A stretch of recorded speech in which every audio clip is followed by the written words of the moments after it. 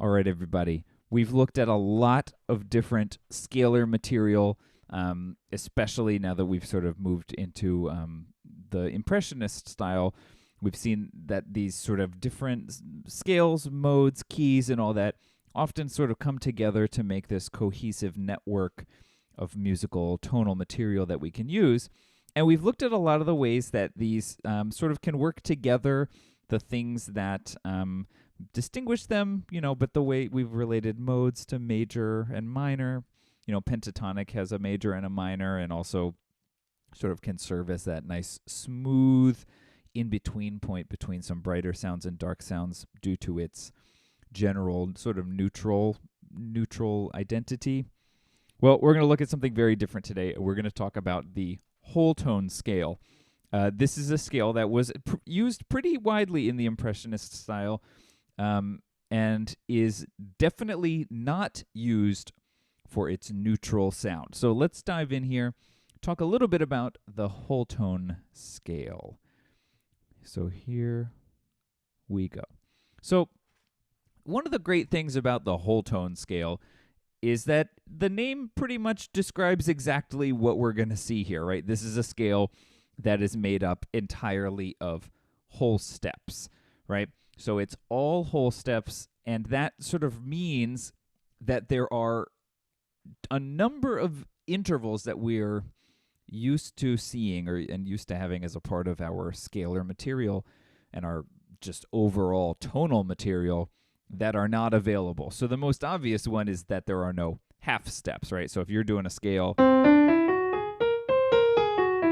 that's all whole steps, you obviously don't have half steps. But if we look beyond just the adjacent note intervals, right, C to D, for instance, we also find that we won't end up with any perfect fourths, any perfect fifths, any minor thirds, right? It really, really, really starts to shrink the different intervallic relationships that are available to us in a way that we really wouldn't, imagine. If you think about a major scale, go back to the very first days of Music Theory 1 or Music Fundamentals, even, prior to that, right? We learn our major scales by saying, okay, one way you can learn it is by saying whole, whole, half, whole, whole, whole, half, right? And it really is only two half steps in the major scale that give it such a different identity than this whole tone scale. Half steps between the third and fourth and seventh and eighth scale degrees just make the major scale a completely usable and adaptable system. The whole tone scale really just, we're just getting rid of two half steps compared to the major scale, but doing so gives us a significantly limited intervallic palette. But the other thing that happens is because of this, there's only one type of triad that you can make out of a whole tone scale, and it's everybody's favorite, the augmented triad.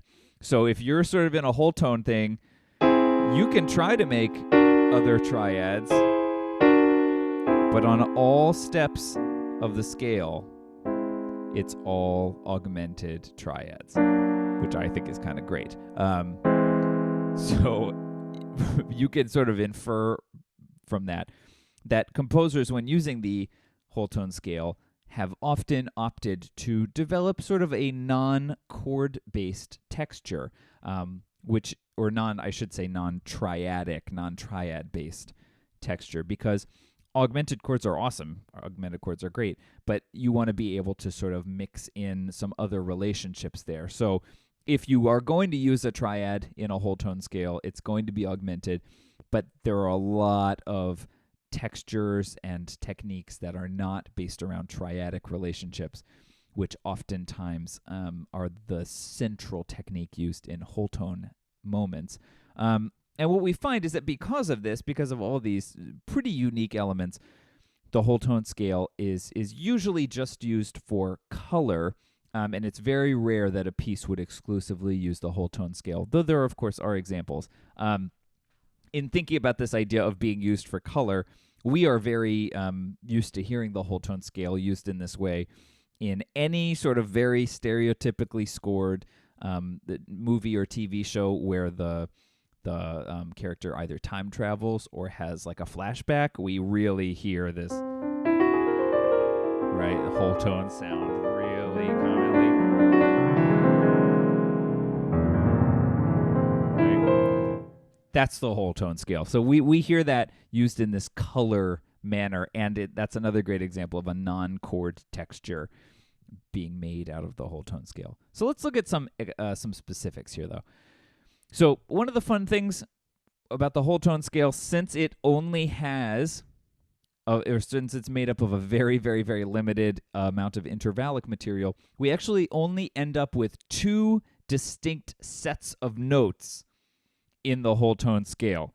And you'll see why in just a second. So the first one is the one I was just playing, which starts on C, though you could really say that it starts on any of these notes. There isn't really a sense of tonic in the whole tone scale. So the one that starts on D, C, has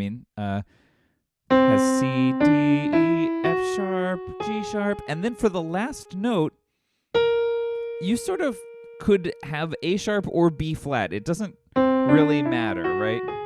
Because either one of those notes is a whole step away from the note we started on. So C, D, E, F sharp, G sharp, A sharp, C, or G sharp, B flat, C, right? Could be that. So in looking at this, you should be immediately starting to realize why there are only 2 sets of notes in a whole tone relationship possible. Because if we look at the other one, C sharp, D sharp, F, G, A, B, C sharp, right? That's it. That's all we've got. So there's one of them that has C and D, and the other one has C sharp and D sharp.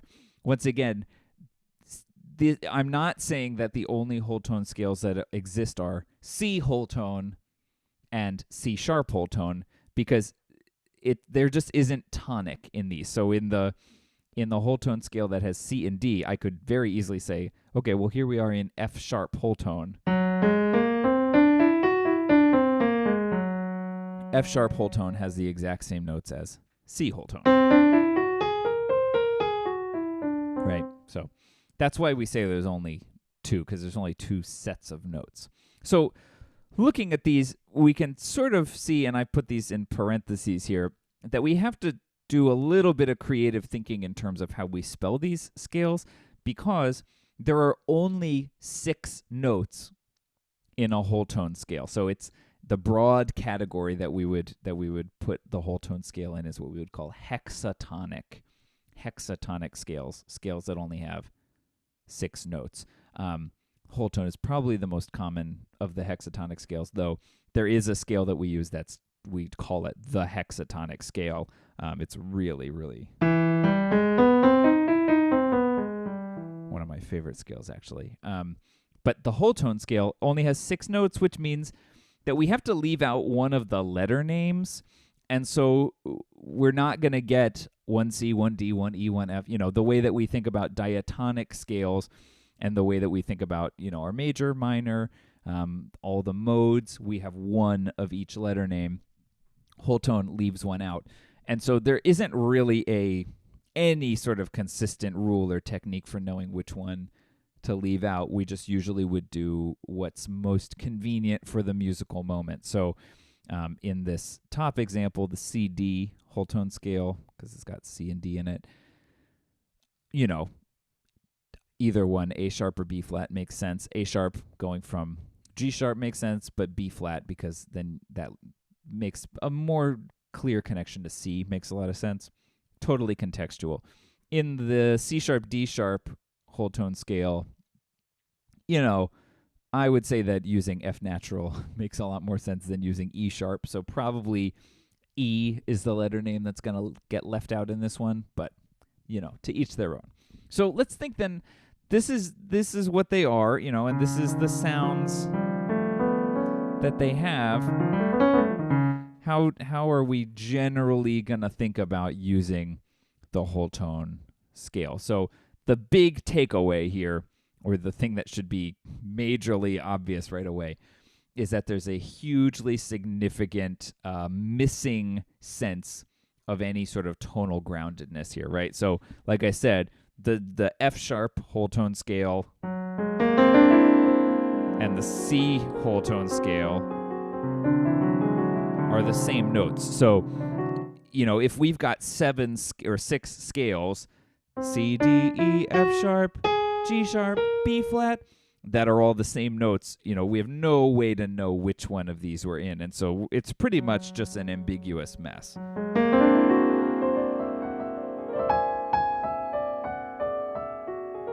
But sometimes a big ambiguous mess is the exact sound that you want. So in using this, usually composers take advantage of the fact that while the whole tone scale doesn't have a strong tonality, right? Strong tonality meaning this, a very clearly defined tonal structure.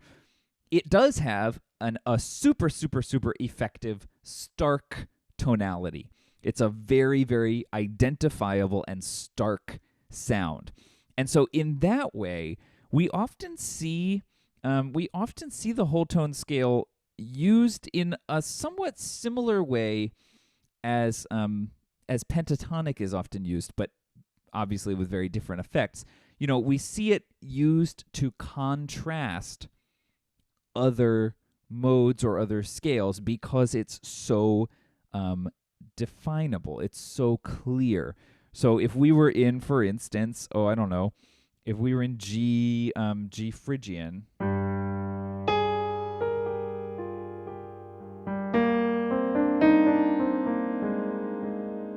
right? If I was in G Phrygian, and I really wanted to make a super clean and definite departure,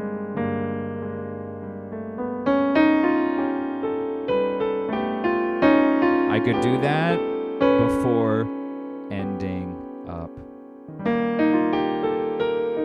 somewhere else, like E flat Lydian, right? So it's a really easy way to show super clearly that you're leaving. Now, the opposite of that would be to use pentatonic, which is going to do the same thing, but in a much more subtle way. So I'm still in Phrygian. Now here comes pentatonic.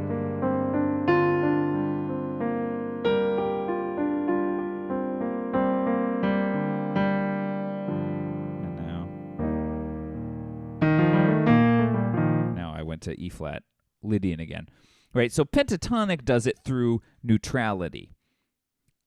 That is not how the whole tone scale works. It's going to make these moves between scales and modes with its starkness, with its absolute sort of, it's a very sharp-edged kind of mode or scale. I mean, it's not a mode, but scale, which can be super effective, right? So if you don't want a subtle, smooth change between, but instead you want a clear, decisive, just complete departure, whole tone is an excellent option. We're going to look at an example where whole tone is used, not exclusively, but as the main tonal center here, which is voile from Debussy's Preludes, Book 1. So check that out, and especially pay attention to the major tonal change that Debussy makes in the middle of this movement. So that's the whole tone scale.